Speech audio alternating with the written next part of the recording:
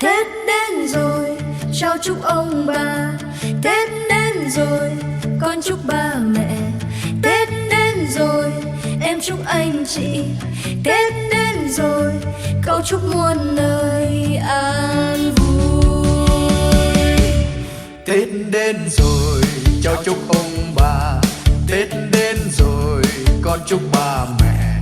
Tết đến rồi, em chúc anh chị.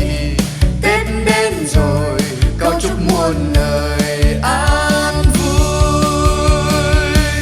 Nào ta cùng đi chơi hòa cùng với mọi người. Nào ta cùng rong chơi bay đi khắp muôn nơi. Nào ta cùng đi chơi hòa cùng với mọi người. Nào ta cùng rong chơi bay đi khắp muôn nơi. Yeah.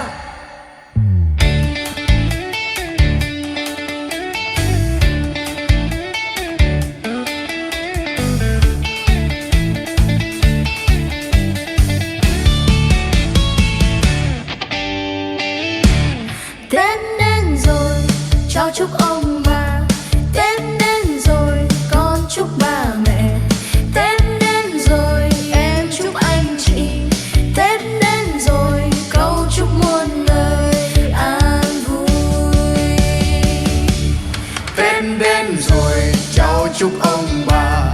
Tết đến rồi, con chúc ba mẹ.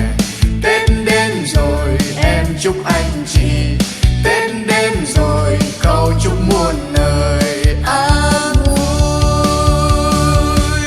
Nào ta cùng đi chơi hòa cùng với mọi người. Nào ta cùng rong chơi bay đi khắp muôn nơi.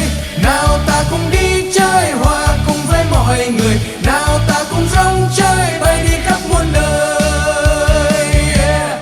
Nào ta cùng đi chơi hòa cùng với mọi người. Nào ta cùng rong chơi bay đi khắp muôn nơi. Nào ta cùng đi chơi hòa cùng với mọi người. Nào ta cùng rong chơi bay đi khắp muôn